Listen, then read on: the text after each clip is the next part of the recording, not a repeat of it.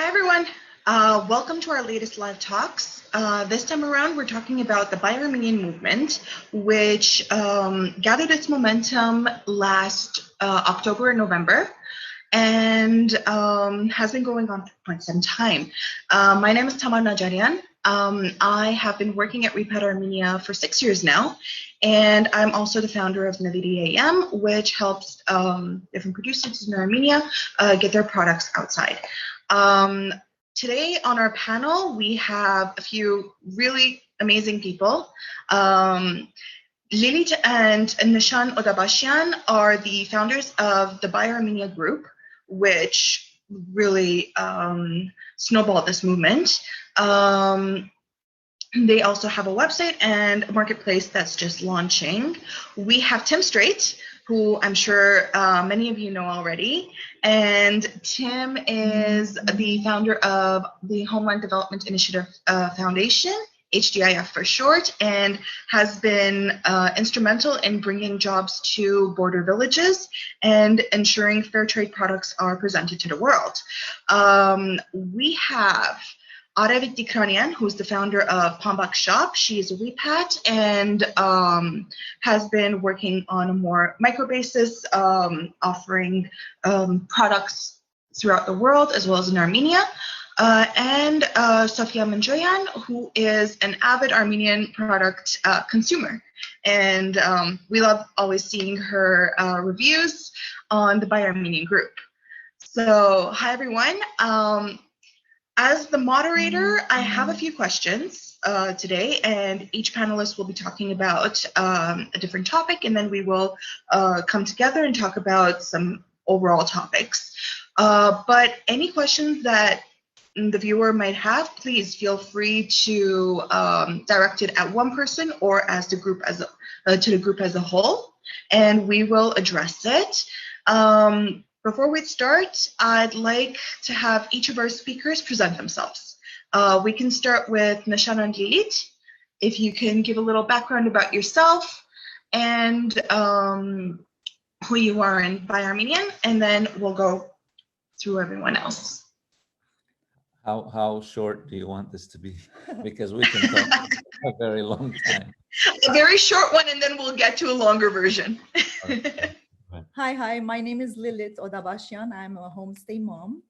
I have 3 children and my husband Nishan. I'm Nishan Odabashian. I came aboard the Buy Armenian group after my wife asked me to help her because the group was growing so fast and so much. So I'm glad to be here. Thank you for having me. Glad to have you. Tim?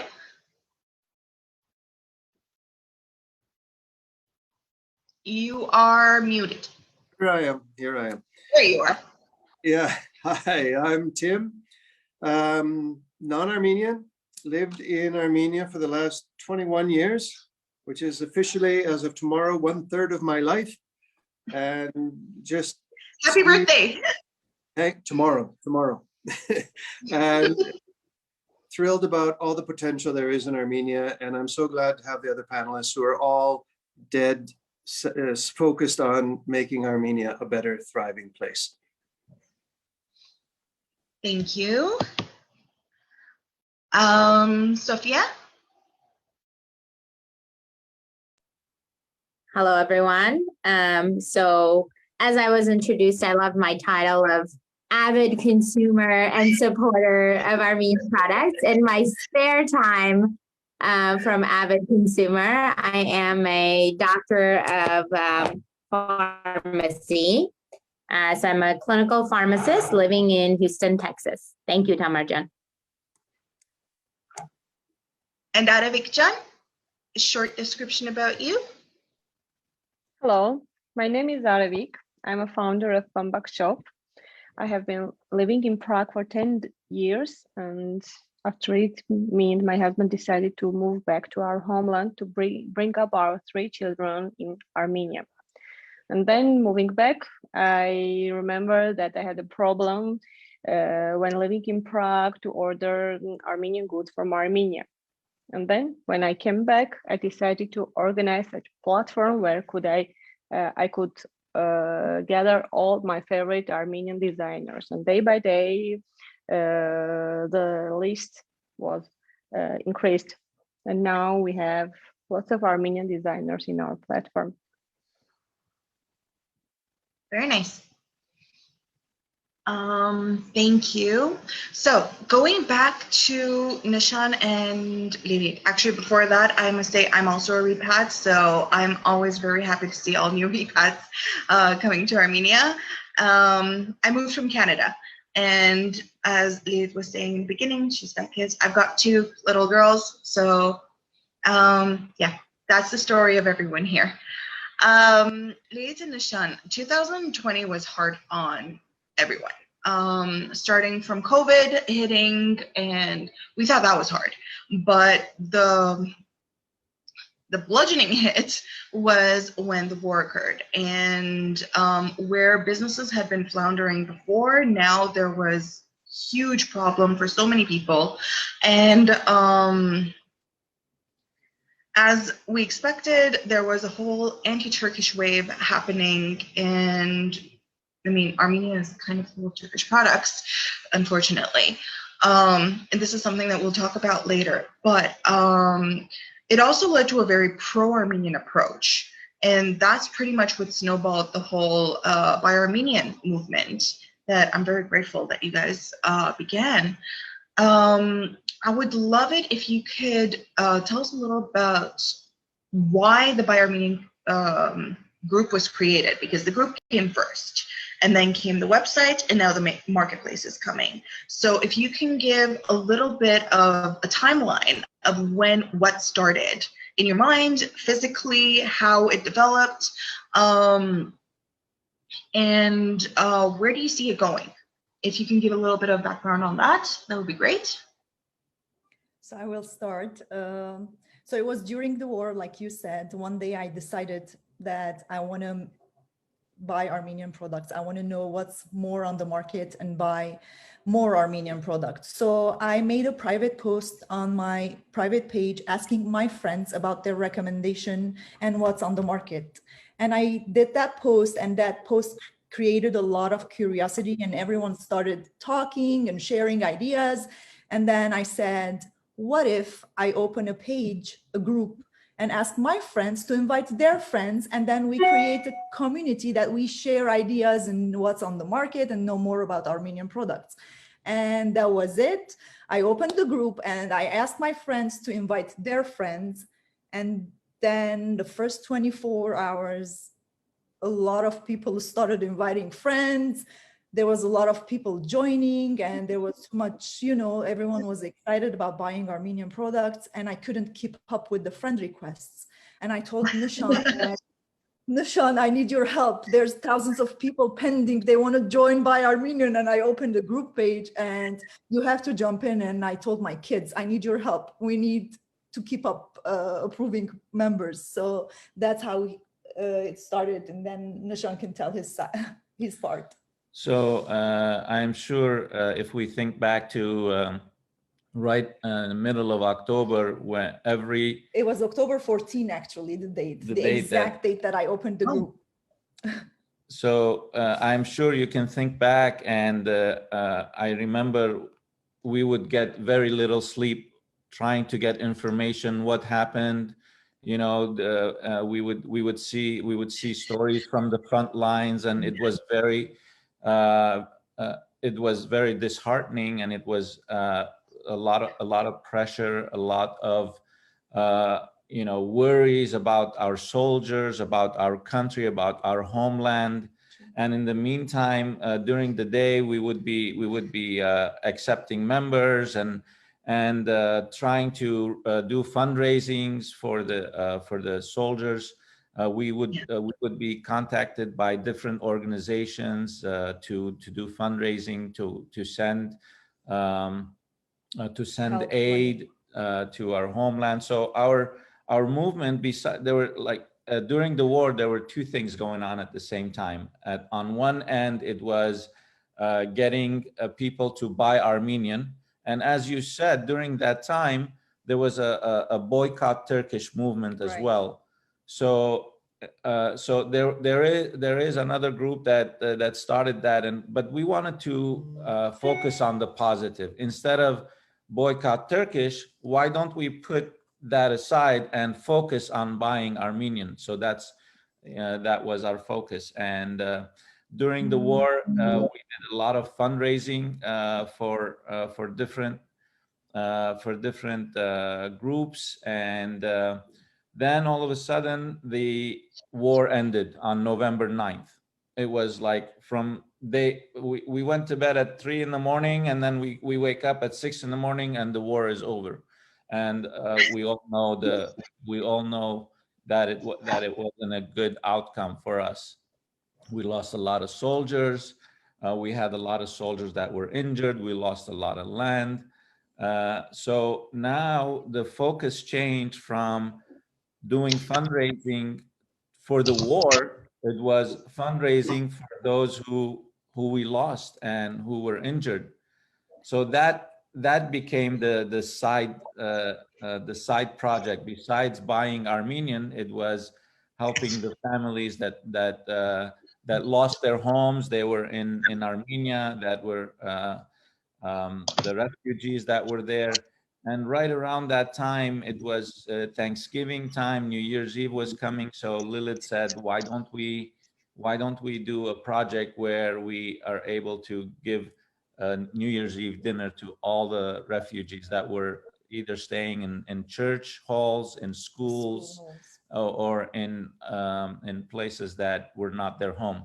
So we did that. That was a major project that we did. And then, so there's always a parallel. So buying Armenian was one aspect, and then there was always a side project. So from fundraising to help soldiers, to fundraising to help families. And then after that, Lilit started thinking that, well, maybe instead of giving them fish, we should teach them how to fish. So that became the concept.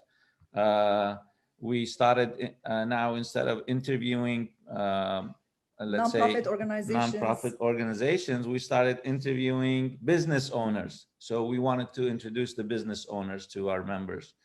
Like Ararat Talks. I remember, I think that was their first one that you did.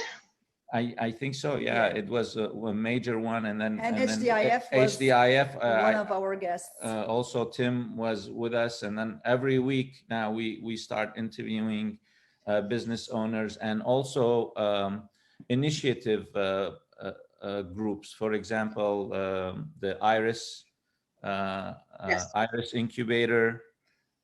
We did Aline Halep store. Halep store. Yes. So as this was going on, we realized that the economy, we're getting calls that, yeah, we're doing a lot better because of you, and we're doing more business because of you, and that gave us impetus to even do more. Exactly. And then we came across an issue that credit card payments was an issue, and PayPal was another issue in Armenia. So everyone had to find a MoneyGram or find another way to send money to Armenia. And it was very inconvenient. So then we started thinking, what can we do to solve that issue and make it very, very convenient for everyone to shop from Armenia? So, and the marketplace was born out of that. Yes. The marketplace was born out of that. So that it solved a few issues. One, the credit card issue, as she said. The other is to have a lot of the Armenian vendors in one place where people can go and order from different businesses all in one shot. Then we got a letter, and I think it was Sofia who was the first one who brought up that there was an issue with the shipping. The prices were going up 3, 4, 5 times, and that all of a sudden put the brakes on, it seemed like, everything. It was like, oh, we created this, and now we're like, okay, we're getting somewhere, and now we have to put the emergency brakes on. We'll get into that part towards the end, because I would like to have everybody have a say on it. But yes. So we just thought that we have to do we have to continue the initiative. We have to maybe find different ways, more ways to make it possible for the commerce to continue between Armenia and the diaspora. And so we got it on the marketplace, which you will let us know, and we will let you know that it's going to be launched in the next few days. We're doing some private shopping these first couple of days. Yeah, we invited few people to do private shopping today, so we're starting that. It's launching. And it will test the system. The system has been tested by us, by our IT people. Now we want some real live people doing some purchasing so that we see that all the systems that we put in place is working. And then we will be doing the official launch this weekend. Probably, most likely we will do it this weekend. So everyone hold tight. Very nice. So that's just in time for Easter. You did mention one of the things that we would mention is where do we see ourselves? Yes. Where do we see ourselves? We see the Buy Armenian marketplace to be the quote unquote Armenian Amazon. We want to have all the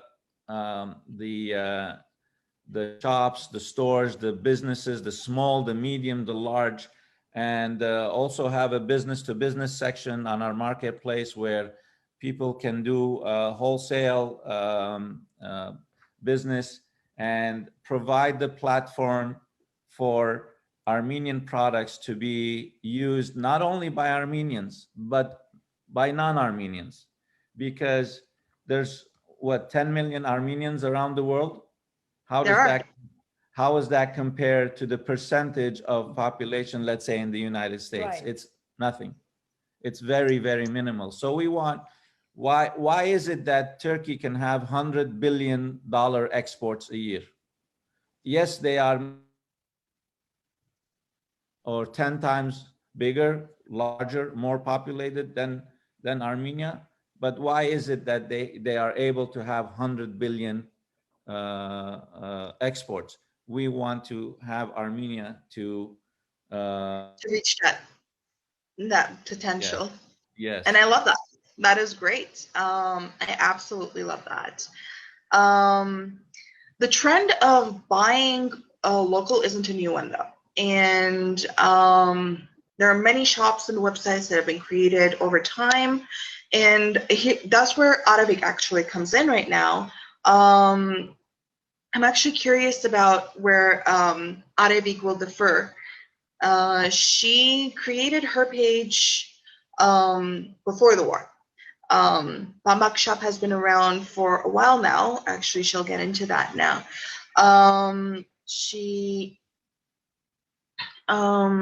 Could you please tell us a little bit about that, Arevik Can?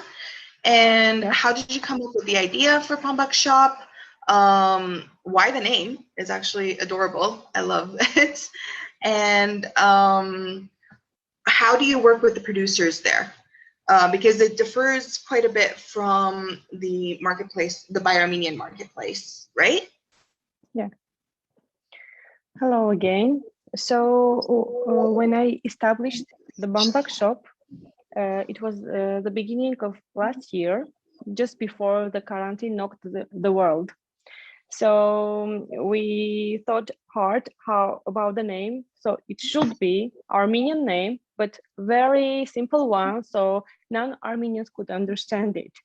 That's why we bought a lots of names, thought about everything, but Bambak was the final name because everyone can read it and can remember it. So I can say the truth that Armenians in Armenia are not for buying Armenian. Before the war, it was really very hard to convince Armenians to buy Armenian products because we love something from abroad.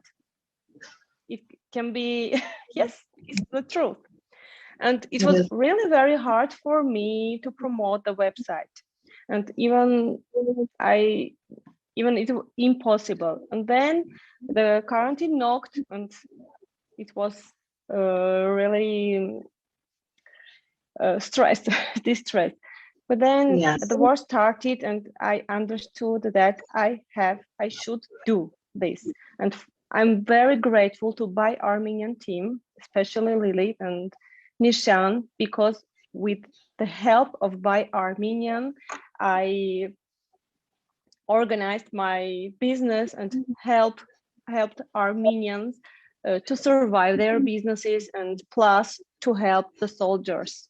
We did a big job, but then after it, the high post behavior was like a splash on the face, and we almost lost about 80% of our consumers. And it's normal, because now people buy from Armenia, order through Bambak shops, things that they are eager to have. But before it was like a patriotic wave to buy everything from Armenia. It was before Christmas, people wanted to buy some gifts, presents for their friends, especially from Armenia. But now it's nonsense to pay. For example, the shipping cost for 2 kilo parcel was 7,100 Armenian drams. It turns 29,000. Can you imagine? 4 times more. Depending on which place, but yeah, we'll get into the shipping and everything later on. We have as lots of orders from Europe as well. Europe, from Australia, even we had orders from Indonesia. But the shipping cost is really too high now to afford for everyone. Do you do a lot of shipping within Armenia as well? No. No, okay. Most of your orders because are I told you it's really very tough to convince Armenians here to buy Armenian. Plus, the financial situation is not the best one now. In terms of who you recruit, like whose products that you put on your website, which brands do you pick and choose, or do you accept everyone? How does it normally work? If there's a producer, what are their steps to working with you? Okay. From the beginning, I started cooperating with the brands that I used, like I was their consumers, and they trusted me, and we started the website working together. But now I accept everyone who is eager to work with me. That's good. On that note, you know, it's a 20-hour work. I have a very devoted and friendly staff, but we work for 20 hours because we have consumers from all over the world, and the time is changing. So we have to answer the question 24 hours a day. Because now our European consumers get sleep and American consumers wake up. Yes. Yeah. I think that's something that Tim knows very well as well. And moving on from the more micro to exports, you do large scale exports, Tim. It would be curious for, I mean, a lot of people have been buying from Armenia on an individual basis, but have you seen an increase in more bulk buying? And could you give a little more background into the whole, how to export on a bulk basis initially?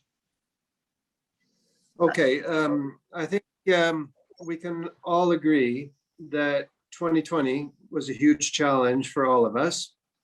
And if there's one thing we in HDIF, we've been around for 10 years now.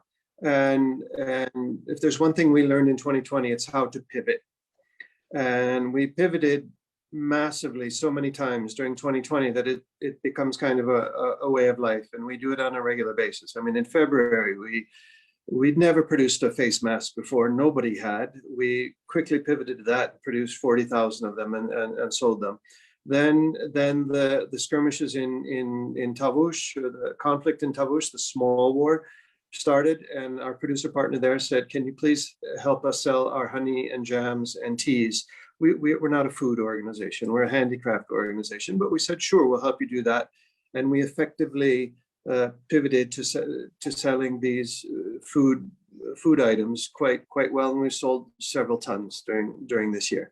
And then the war started, and we pivoted to emergency packages, hygiene packages, food packages. And then within that, as a subcategory, we said, okay, that's fine that we go out to the supermarket and buy noodles or whatever. It's fine that we're buying socks from big factories, but we tried to pivot as much of the products we were giving to the Artsakhi displaced people to have products made by our producer groups to keep the livelihoods going as best we could.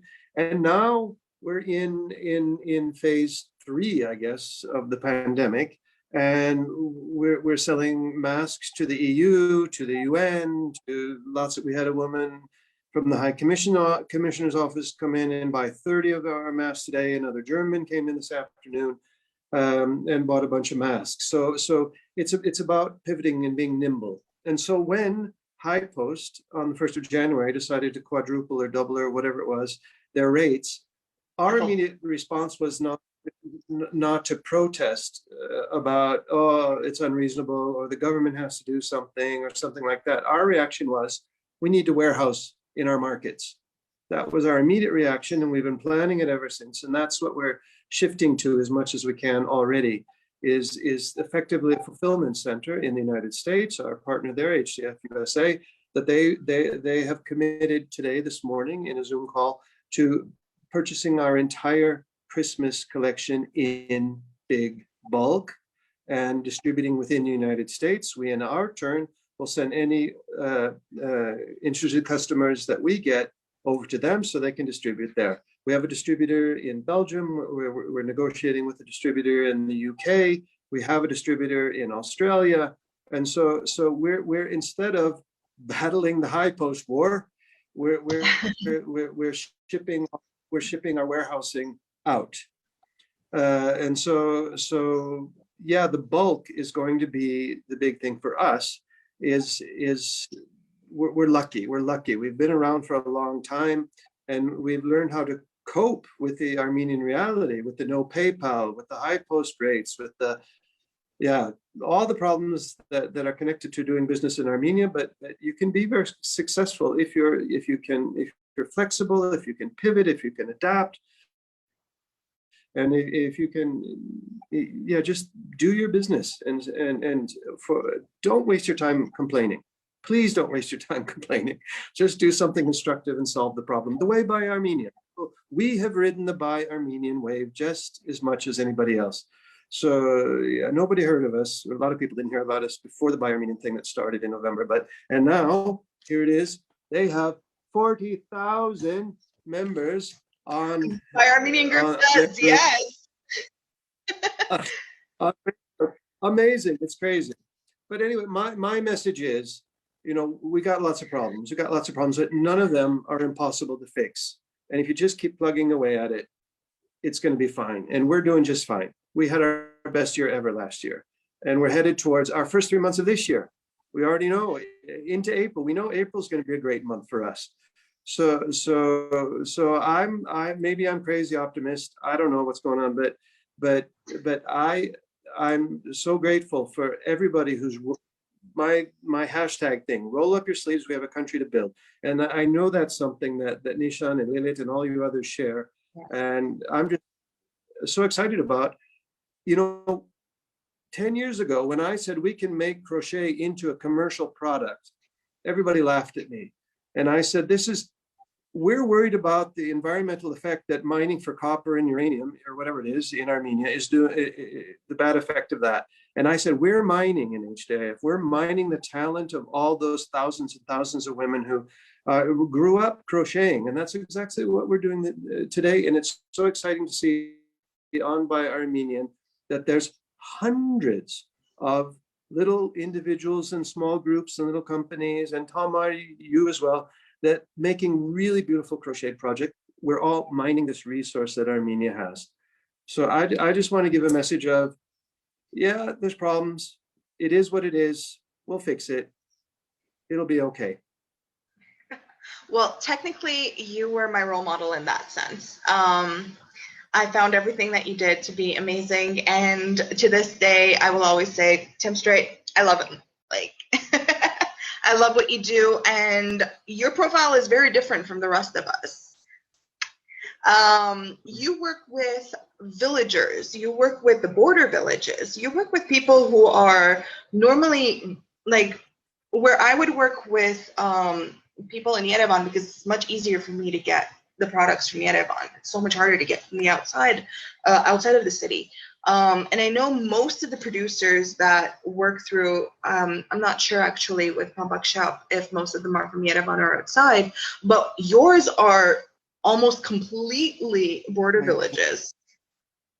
I'm having trouble hearing. Oh, are we cutting up? Tim? Can everybody else hear me fine? We can hear you. I didn't hear the question, sorry. Ah, okay. It looks like there are some problems today with the internet. But I may have lost. Can you hear me now? A little bit better now, yeah. Okay. You work almost completely with the border villages. And I'm sure that a lot of people have a question of how many people do you employ right now? How many people do you work with? And two, what are some of the greatest challenges in working with producers that are so far away from the capital? Yeah, wow, oh man. Logistics, quality control, price calculations, production planning, material sourcing, you name it. And we've made all the mistakes, and we've solved all the problems, but our oldest producer partners, we still have quality control problems. We still have, you told us it would take a week and it's taking 3 weeks to make. We still have, it's still, we're not done. We're not perfect. We're not smoothly operating. There's bumps in the road all the time. And that's just part of doing business in Armenia. Our mission is to create sustainable jobs in rural parts of the smaller, faraway parts of the country. That's, we could work in Yerevan and make our lives a lot easier, but that's not our mission. And so yeah, we've been really lucky. Like the Syrian Armenians the last year have become a huge part of our production capacity. And thanks to UNHCR in Armenia, who asked us, please, will you work more with the Syrian Armenians?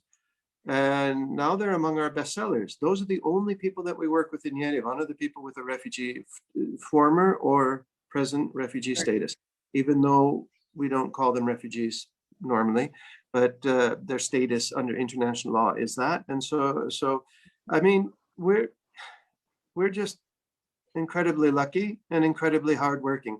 And I have a staff, we're only three people in the office. And we work like mad to make this work. And we have a client, a commercial client in Switzerland. She has her own product. It's a mountain goat. She wants thousands of mountain goats every year. She loves us to bits. It's just crazy, the personal relationships that we build on, and the trust that we have in our clients. And you know, throwing it up on Facebook is not a solution in and of itself. You have to invest in your communication and in your clients, and you have to be open and communicative and admit your problems and solve your problems, and you have to be out there and build solid relationships. That's what business anywhere is about. Am I making any sense? Absolutely. Yes, you are. Tamar, are you with us?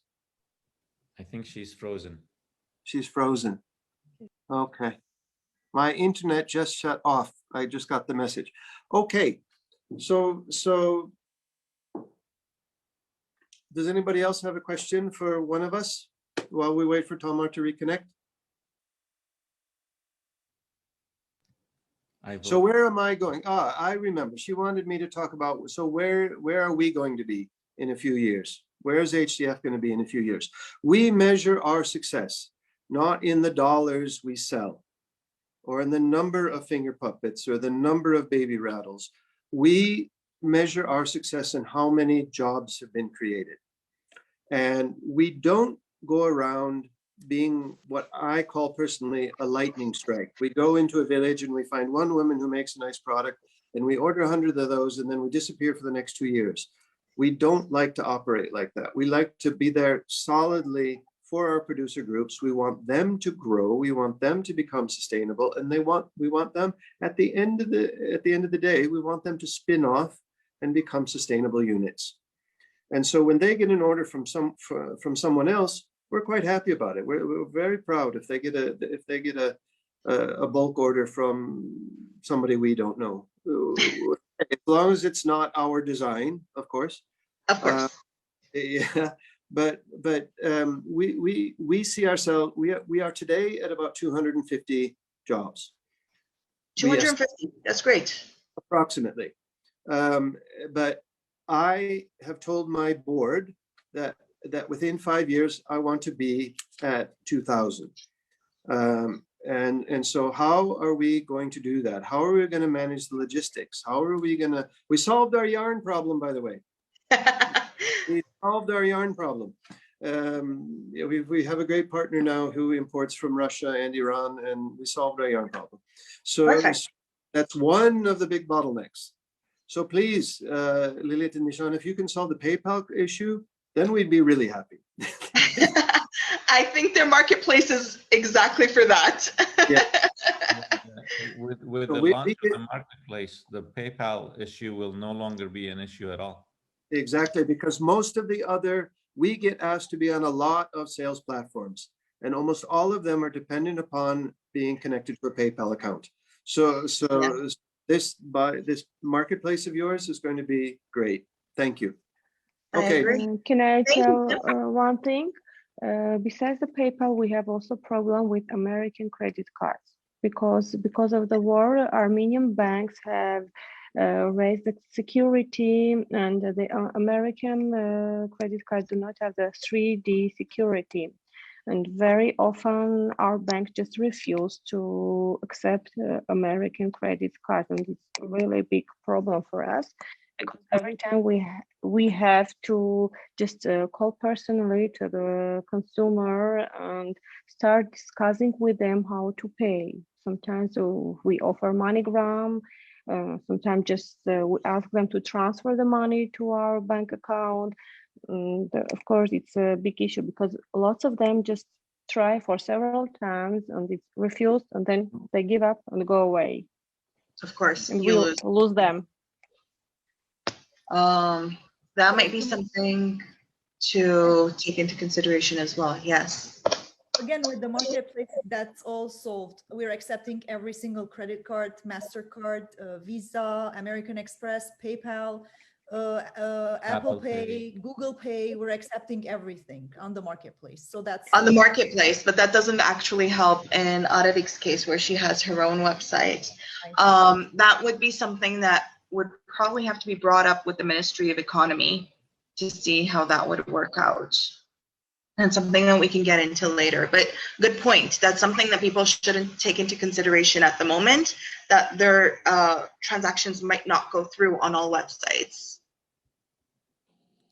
I would actually love to move on to Sofia right now because we're quite a ways in. And Sofia Mnjoyan, you are, well, I see you a lot on the Buy Armenian group, and You're a great reviewer of products and a great person to turn to for advice for so many people because you've tried so many different things. So you are our avid Armenian product consumer.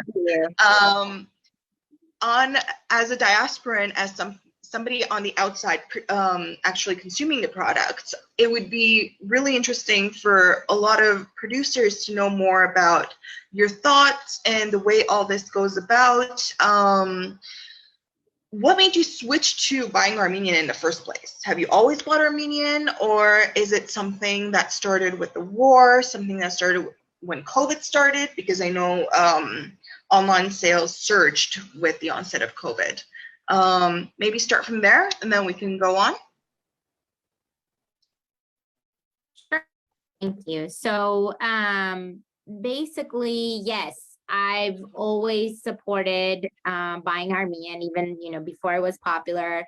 And I haven't bought any Turkish products in the United States, specifically, checking the labels, just making sure that I don't buy Turkish products, but I also support whatever I can that's Armenian. And I've done that probably, I can't remember, probably last 10, 15 years. So that's been kind of a focus of mine. And so I knew a lot. I knew HDIF pretty much since the day they were founded, for example, with the Bed Bears and they also used to organize the festivals that now, go like the sheep shearing festival and things like that. So I'm kind of obsessed with buying Armenian and supporting Armenia. So I remember one year I scheduled my trip to Armenia just so I could be at the sheep shearing festival. So I've just always been like that. So and then when Lilit founded the group, someone invited me to the group and I looked at it and I said, wow, this is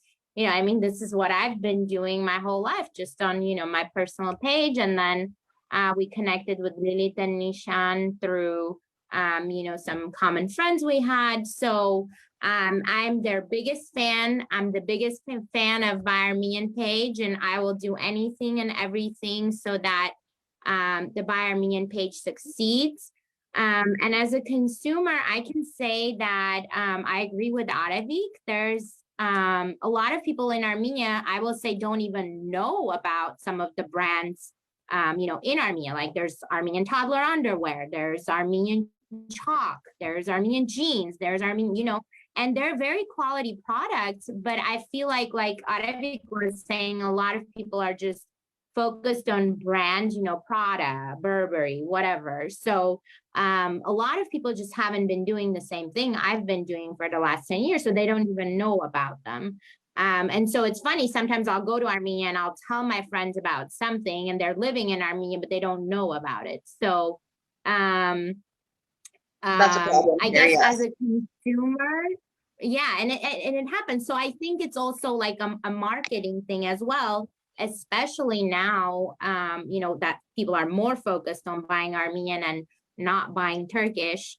And as a consumer, I can say that Buy Armenian is very, very useful in terms of, like Nishan was saying, you have everything in one place. I want to buy a brooch, or I want to buy a board game, or I want to buy like a knit soft toy. Everything's in one place. I can just pay with my American Express. Because I've been using MoneyGram. And another idea is, I don't know who the founders of iDram are. I keep hearing iDram a lot. If we had access to iDram, that would be awesome. It's like the Venmo of Armenia, and I don't know why we don't have access to iDram. It's worth talking to them because it's like, Venmo, hello. So there's a lot of things that I think we can work on, and I will support all of it as much as I can with whatever I can. And as a consumer, it's a dream come true. Buy Armenian's really a dream come true. And yeah, with COVID, a lot of things, I would just usually buy things and be like, okay, well, keep it there until I get to Armenia, and I just put it in my suitcase. But with COVID and last year, my trip to Armenia got canceled. I'm a COVID ICU pharmacist, so last year was a bit tough for me in terms of COVID as well. So I was like, why not? Why not order online and just have them ship it to me instead of waiting until I get to Armenia and then like put everything in my suitcase. So hopefully that answers some of your questions. Yeah, definitely. And I hope there are a lot more people like you. Honestly, if every Armenian thought the way you did, then we'd actually have absolutely no problems getting our products into the world. Armenia would be booming economy at that point. I'm curious, do you buy a lot of the more handmade products, or do you go for factory production a lot more? I try to support the smaller businesses, but certain things that maybe a smaller business doesn't produce. Like, for example, I really like the Melante toddler underwear, and I don't know any other company that produces toddler underwear. And my phone is getting warm and my internet's iffy. So if I turn off, I will jump back on. My apologies to everybody. Internet has been horrible.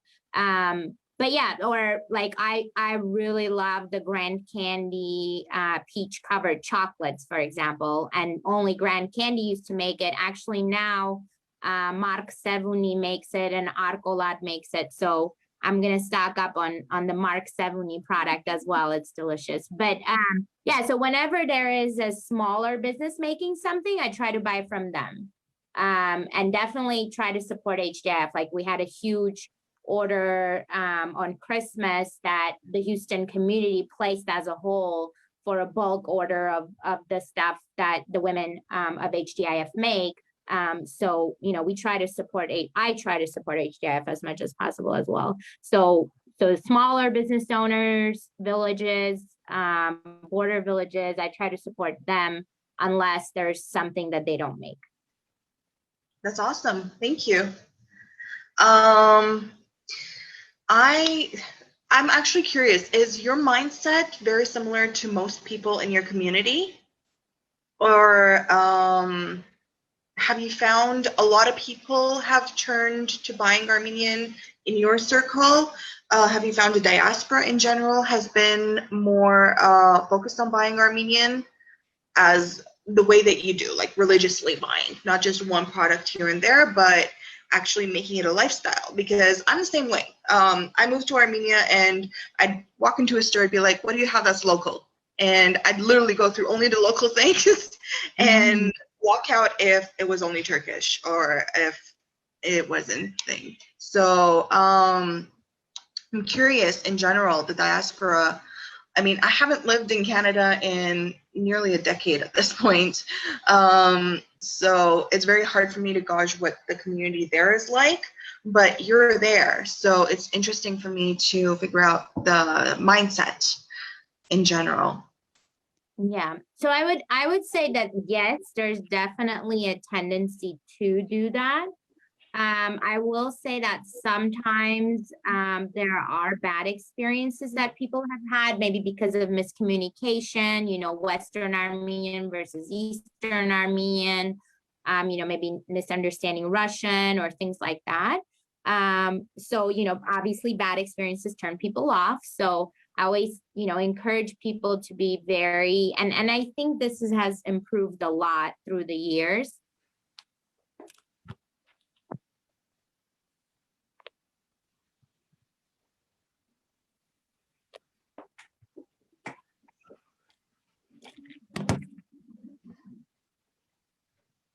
While we wait for Sofia to come back, I'm actually curious, Lilit and Nishan, what are your thoughts on that? The diaspora mentality when it comes to buying Armenian?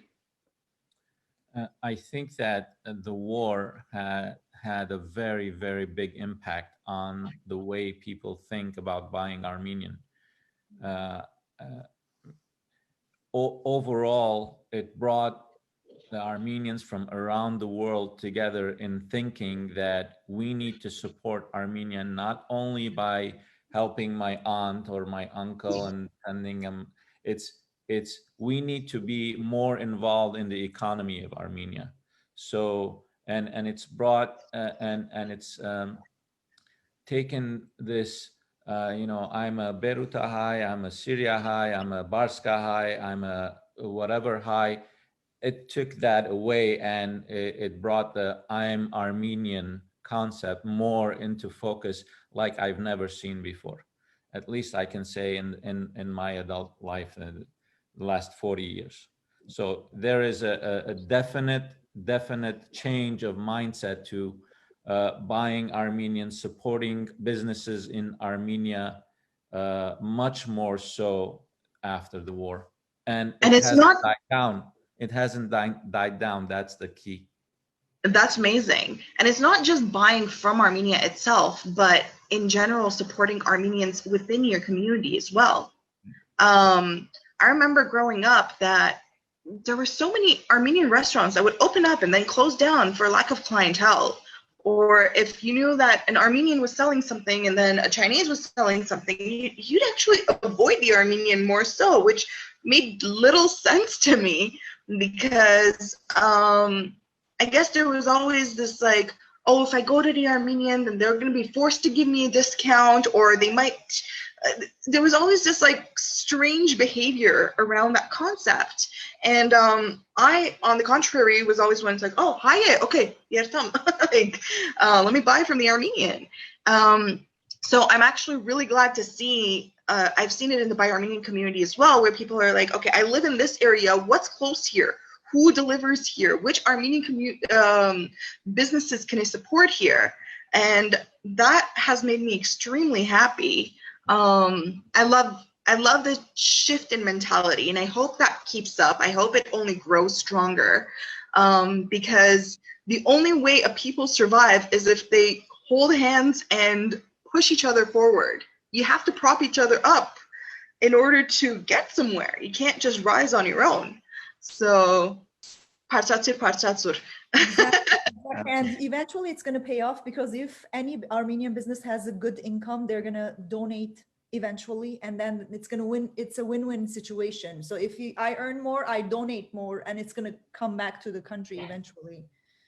Even if you don't donate, you're still buying from an Armenian, which will eventually close that circle. So yes, it looks like Sofia kind of disappeared on us, which is okay. She'll be back at some point, I think.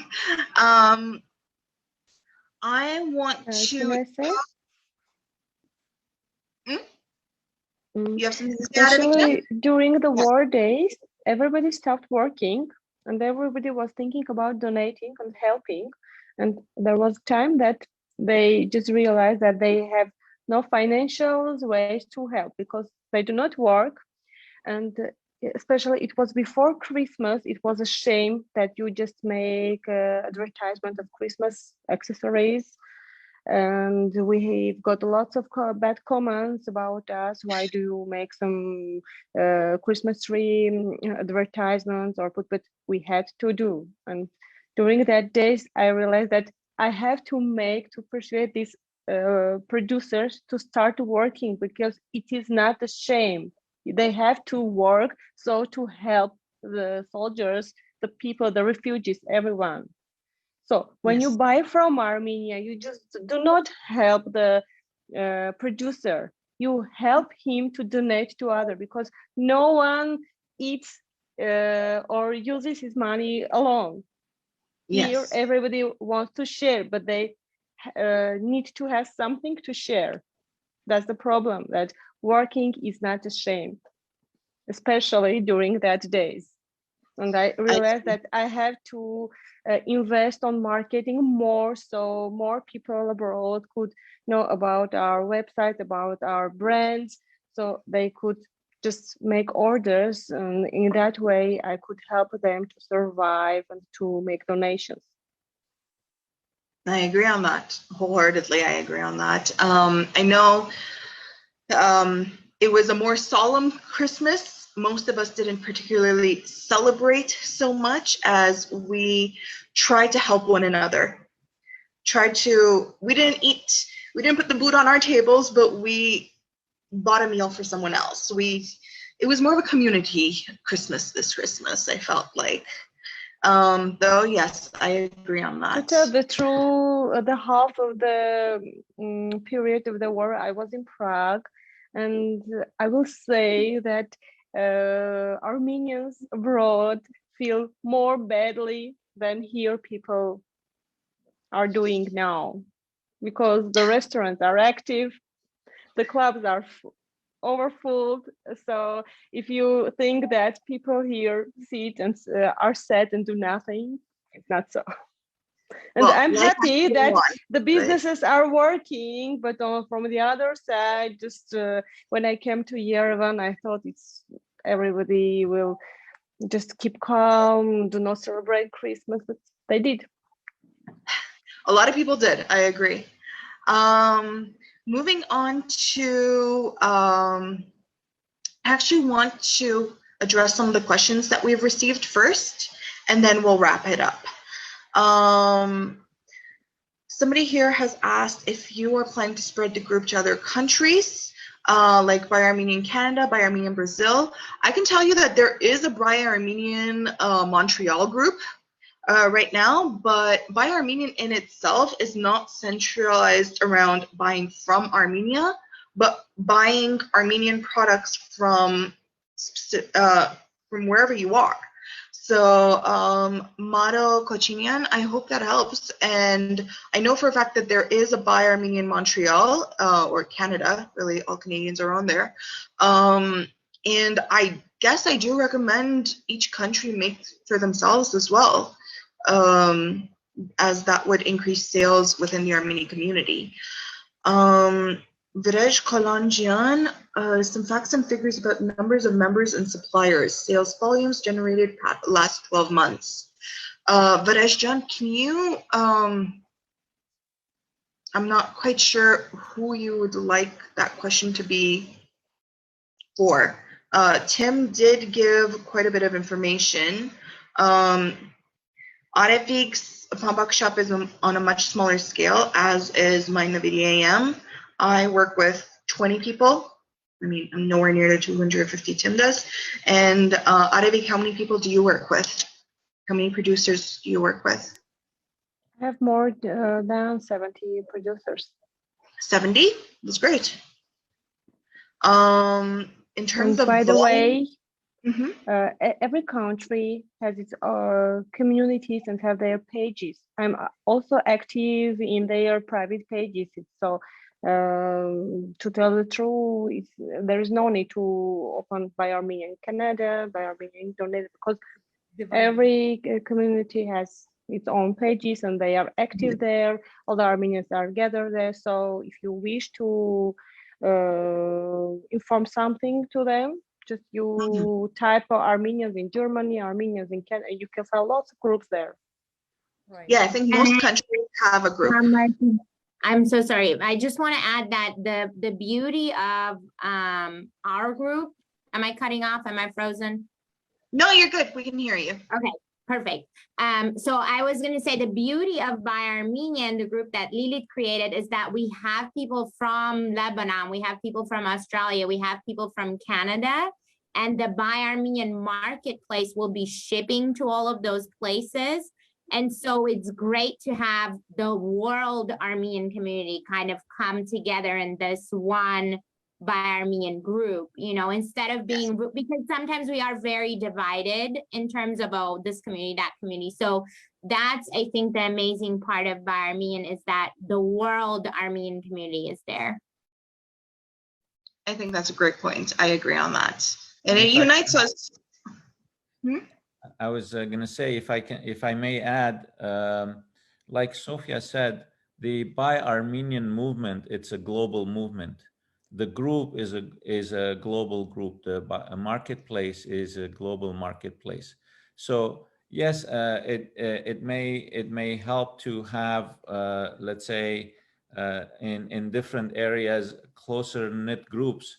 But I think it makes more sense for those groups to also belong to a centralized group, so that because there's more strength in numbers.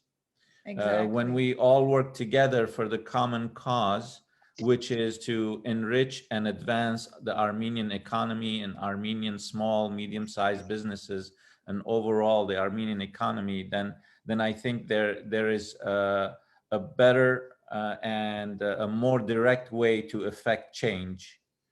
So, my 2 cents. Okay. Can Yes. I say something? Yeah, of course, Tim.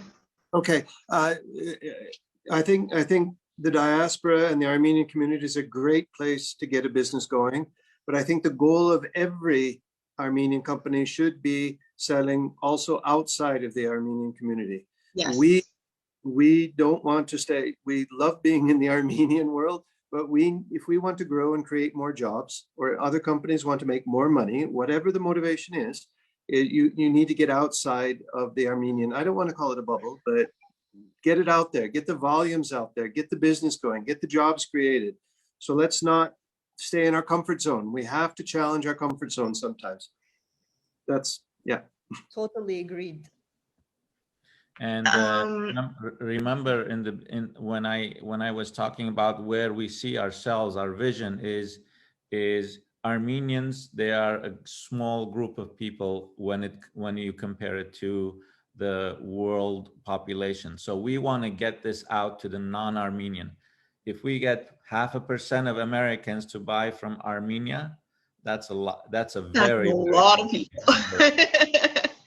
Actually, on that note, one of the questions that I did have that I wanted to give to all of you, as we've seen, there's the pro-Armenian, anti-Turkish trend happening, which means a lot more people are interested in investment.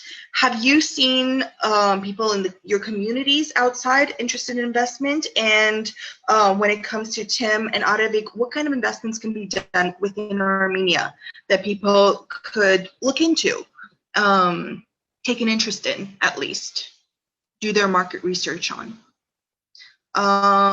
Maybe we can start with Nishan and Lilit, what you think on that, and then we'll move, or Tim, if you want to take over. Okay, I don't need to go first, but I've been watching this Invest in Armenia and those kinds of things on social media, and what my concern has been, any old investment at what price, as opposed to quality investment that creates the good job, that does not harm the environment. And that's my concern right now with all this interest, and there is interest. A lot of people are wanting to invest. There's all kinds of different kinds of agriculture. There's the heavily chemical oriented based agriculture. And then there's our friend Kirk. A lot of us know Kirk, his aquaponics and his chicken poop ponics and all of that. That is a really good investment, a really good way to do new forms of agriculture. And agriculture is one of the sectors that is going to grow in this country and reach huge volumes. So I would say it's not about any old investment. It's about the good investment, the smart investment. That's a great point. Thank you, Tim, on that. Yes, that's a great point. Nishan and Lilit, I'm actually curious about the community around you guys, and have people approached you about investing in Armenia? And if you can talk a little bit about that. From our experience, we haven't been approached by any specific person or entity, business entity, about investing in Armenia, maybe because we're not in Armenia, maybe, or maybe our movement is more about more individualized e-commerce. But I do see on our page quite a bit different organizations or initiatives about investing in Armenia. And I do see that a lot, especially when it comes to technology, IT, and Yes. also agriculture. These are the two sectors that I've seen there is a lot of interest in investing in Armenia. But I want to add to that, I do get a private messages from members from Armenia telling me that someone from United States reached out and ordered a huge amount of order, and then they say, thank you, because of you we started we sold this much, we sold hundreds, we shipped out a pallet. So I've heard, I got a message. There's a small way to invest into it, which means you're getting bulk orders from local producers. That's a great small investment that a lot of people can make, especially if they own shops or if they are thinking about getting into more retail, they can bring in from Armenia. That's actually a great investment opportunity. Thank you. I don't know, Arevik and Sofia, do you have anything that you can add to that? I just wanted to say, I am actually thinking of doing something small myself, and I've been thinking of doing that for about a couple of years, and that's how I really started connecting with the repat folks, because I've been to your office and I've met Rima and several of you, and I love you all. You guys are doing a wonderful job. So keep your fingers crossed for me, and I will hopefully give you more details. Yes, I think everyone should invest. Everyone should try to, I'm hoping we'll someday move to Armenia. I don't know how soon that will be. And just to finish up, I'm sorry I disconnected, just 2 sentences really short. There is definitely an increase in the Houston and the Texas Armenian community and the Dallas community. People are definitely more active. People are definitely ordering more. And I really encourage everybody to stay an active member of the Buy Armenian group, because like I said, I really like how it brings everybody together, whether you're in Texas, whether you're in Montreal, whether you're in Australia. So, you know, that's just the short answer of my question. Thank you, Tamar. Thank you. One of the questions that we have is on shipping, and I did mention that we will get into the shipping part. I don't want this to take too long, but I will give some background into it. Up until the new year, shipping was quite affordable, which meant that a lot of local producers were shipping for free. Before we get into that, sorry, Arevik, I think I glossed over you. You had something to say there? In terms of investment? Just continue. I will say in the end. Continue. Okay. So a lot of local producers were providing free shipping up until January 1st. On January 1st, shipping prices went up 300%. That was a huge blow. Everybody has touched upon this. Tim has definitely found roundabouts to that, but he does large bulk shipping. When it comes to individual shipping, individual buying, yes, one of the biggest problems is nobody wants to pay double the price of an item, just the shipping price for that. So if an item costs $25, but you're paying $50 shipping, it's not viable. However, everybody has touched upon this. There are a few options, but not very many. I know somebody asked about this. Very quickly, can each of you say how you're managing that? We had Tim already say it in terms of warehousing, so we won't touch upon that. But Arevik John, how are you managing the shipping right now? Are you now we have the only way to ship to Europe just through high post. That's why we lost most of our consumers, and we ship to the States by Onyx. The Russia as well also works very well, Onyx, but the prices for Russia is also very good with high post as well. And they, by the way, they work very well and take responsibility for the parcels they send to Russia. And also recently, high post has just changed the prices for France as well. And yes. Huge thanks to them, because now we moved our marketing to the France as well, because now it's like a new space to work. The consumers can afford to buy from Armenia with the new prices, but the other part, especially Australia, Africa, Canada. Australia has it the worst. Yeah. Unfortunately. We had orders from Indonesia, 2 orders, by the way. It just took 3 months to get there. Sorry for that. Canada's like that too. Yes, but it got there. Just I thought it will never get to the consumer, but one day I got a mail that thank you very much. By the way, they were not Armenians, and I was surprised how they found us. But we sent a package to New Zealand in July of last year, and it never got there. It's on its way back to Armenia. Yeah. Just I was going to send the money back to them just to refund, and then I found the mail that they were happy to get their order and send us even photos. It's part of doing yes. I've actually switched to using fast packs right now, which goes through Lebanon. So while I don't have tracking numbers, I can track through Varish. So that's an option. Fastpacks is an option for people who are looking to ship.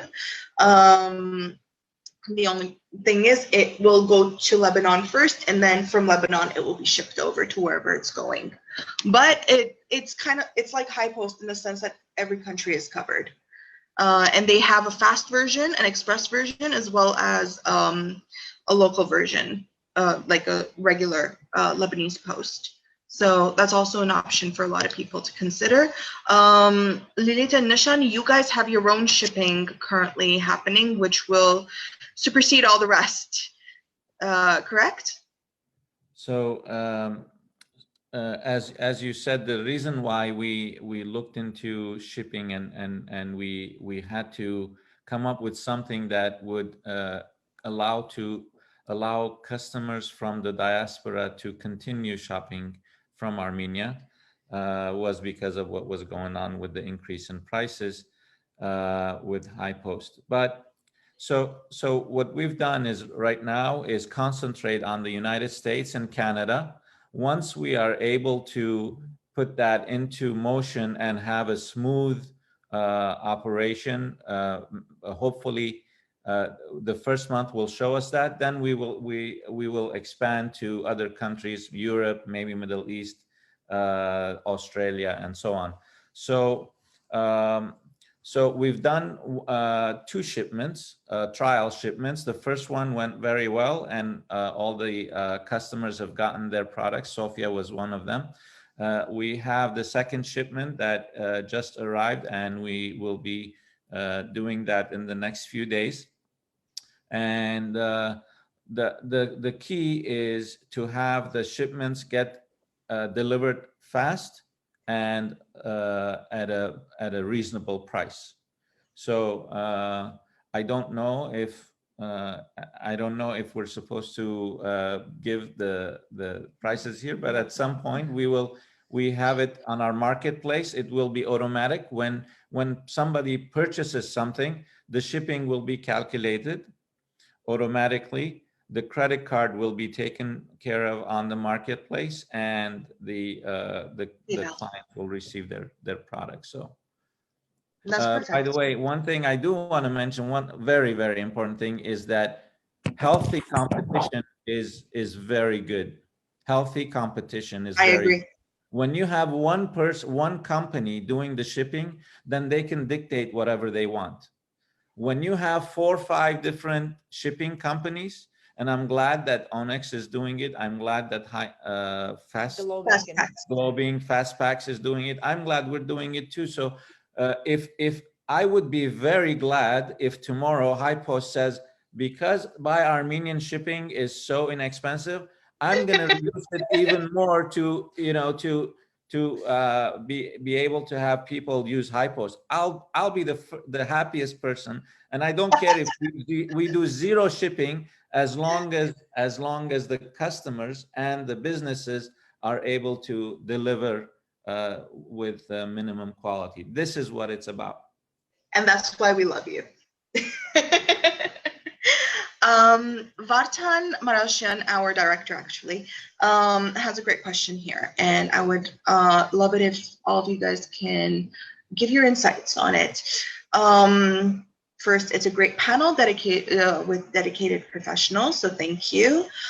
Could you please name 3 things that the government of Armenia could do in order to boost Armenian export promotion via your platforms? Or in general, to boost our exports from Armenia? What are 3 things that the government can do? We'll let the Armenian, those in Armenia, speak first, and then if they don't cover everything, and if I have something to say, we'll. Tim, do you want to take over that one? You know, I'm not the person to ask about what the government should do, because I think the only thing the government should do is stand aside and not make it worse.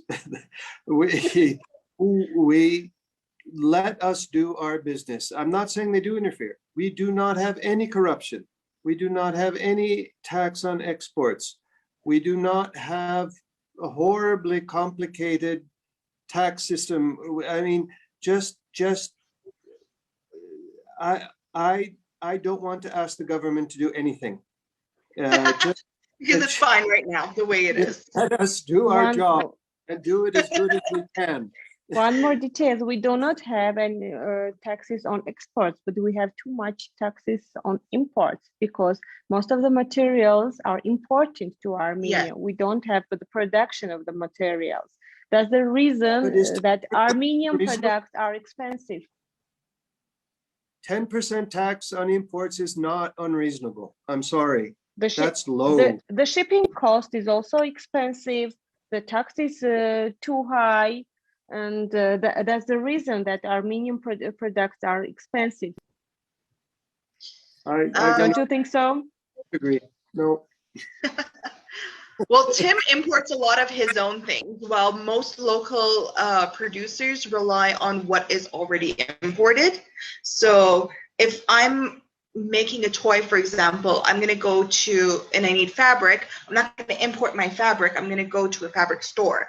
And it might be that, for example, the pants I'm wearing right now are specially made for me, but they're not the best of quality, nor the quality that I would have imported if it was left up to me. It's just, this is what was available right now, and that's what I picked up. And local sellers have definitely increased their price. So when they noticed that everybody was buying camouflage fabric, they jacked up their prices immensely. So it's not often the import price that's the problem. It's more of lack of proper competition within the country that leads to material prices being higher, that leads to, in general, prices of items being higher.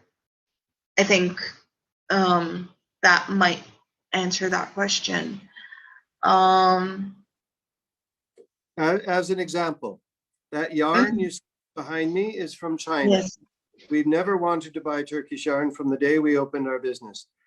When we started having gaps in our collection, this is synthetic, it's not cotton. When we started having gaps in it, certain colors we ran out of, and another thing happened, we wanted to move to organic, to cotton, to something natural instead of synthetic. And we struggled with that. But we recently, to an easy fix, we found a woman connected to the Impact Hub in Yerevan who has a little yarn shop up at Barikamatun, who has cotton yarn from Russia and very good quality synthetic yarn from Iran. She can get it here in 5 days, and she can get it at prices that are equal to or below what the price on the Turkish goods in the shops are. So when you want to find a solution, you can most of the time find a solution. I will agree on that. I love your positivity, Tim. And there's a will, there's a way. That's what he's saying. There is. I agree on that. We've been going for quite some time right now. I just want to go through some of the questions that we had that we have not touched upon, and then final words from everyone, if that's possible. What is the best way to get updates on the Buy Armenian initiative? Lilit and Nishan? What's the question? The best way to get updates on what you guys do. I think our group page, Facebook group page, and the Facebook page, there's a group which is the most active. And then information flows from there. But as far as a transactional, then that would be the marketplace. I think once the marketplace is launched, it's gonna change buying for sure, for a lot and on most of the Armenians who want to buy Armenian from Armenia or the diaspora. In connection with you guys, Shushanik Babanyan is saying, would be great to find a way to collect stats on bestseller items, especially items that can be expanded in sales to outside the Armenian community. I think Tim would be able to answer that as well, but you guys, will the marketplace show bestsellers? Like Etsy, for example, it shows bestsellers when you check it out. Will the marketplace also do that? Yes, there is a place where it showcases bestsellers, it showcases new items, it showcases featured sellers. Best reviews, maybe. Reviews. We have reviews too on every shop and product. Yeah, so that is within the marketplace. I know in Etsy as well, a lot of people have been using Etsy, and a lot of local producers have been jumping onto Etsy, despite the fact that you need a PayPal account. So we're all trying to find ways around that one. But yes, the whole reviews part helps a lot. Also, one of the things Etsy has is Shushanik, when you visit a specific shop, you can see how many sales they've made in general, and if they've had 5-star reviews within the last 7 days, which it might answer your question a little. Tim, how do you go about finding which one is your bestseller, and how do you get that outside the Armenian markets? Our 2 best-selling by far products are exclusively for the Armenian market. Oh, okay. The Armenian alphabet letters and that heart key tag, the Armenian flag heart key tag that we created 8 years ago. The one thing that we're trying to figure out now that we don't fully understand is how the algorithms on Shopify. We have a Shopify shop, and last week suddenly we had this extreme run on frogs, and we couldn't figure out why suddenly all the tape, we do tape measures with the crocheted animal on it. Frogs were going like crazy, and we couldn't figure it out. And we're thinking, okay, if that happens by itself, how can we create that, and how can we ride that? So if anybody has any insights on how to do that, I'd be very curious. And how to get frogs into the outside markets. I like that. we had a run on grape leaf coasters a couple months ago.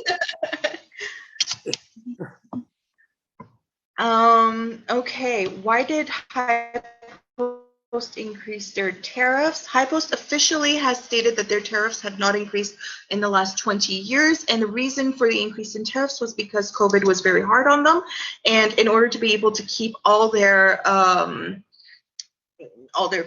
pasharmuks open and all their employees, then they would need an increase in tariffs in order to be able to cover their costs. They were massively in the negative, especially as there were a lot more parcels going out. I guess negotiations were, I don't know what happened in there, but their official explanation is we had not had an increase in 20 years and we were in debt. So we needed to increase the prices in order to be able to cover our costs. That's the official explanation. Is there a list of producers and products manufacturers we can access via the website? Yes, I can answer that one. That on the Buy Armenian, buyarmenian.com, not the marketplace, the actual website.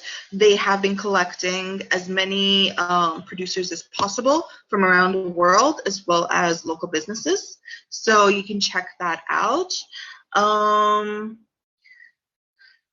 Arevik John, later on you might want to connect with Magda Agababian about opening up a business online shop, because she's interested in that.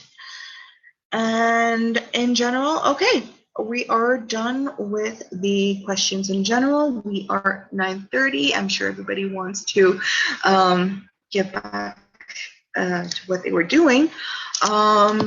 So I think we should wrap this up with a few words by all of you. Thank you, first of all, for being part of this panel. You've been amazing, and I'm hoping that by spreading even just this live talks around, we'll have a lot more people interested in buying Armenian.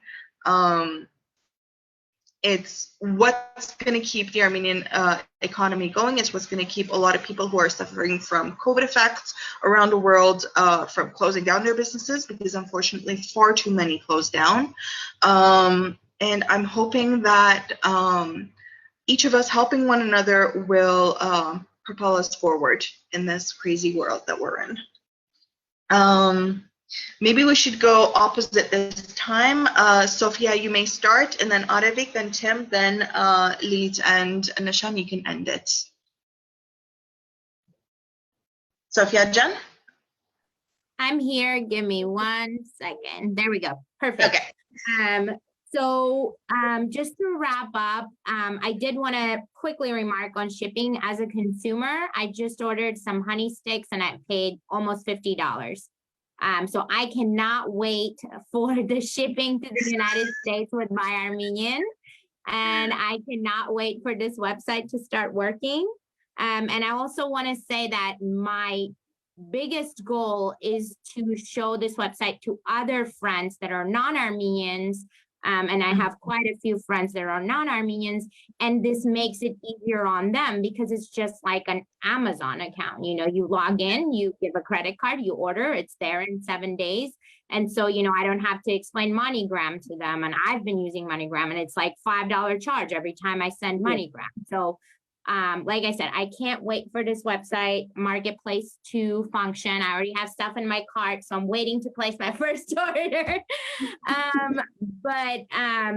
And then I just want to say, like I said, I think Lilit has created a community, and I really hope everyone stays active in that group. And I will do my best to keep sharing things that I love, that I think would be, you know, in my opinion, bestsellers on the page, things that I personally would purchase from Buy Armenian. I just, you know, hope everyone joins this movement and buys Armenian and starts purchasing only Armenian products for whatever they can, whether it's, you know, cleaning products, underwear, toys, whatever it is. So thank you, Tamar Najarian, for organizing. And I think this was a great panel discussion. Thank you, guys. Thank you, Sofia Jan. Arevik Jan, final words?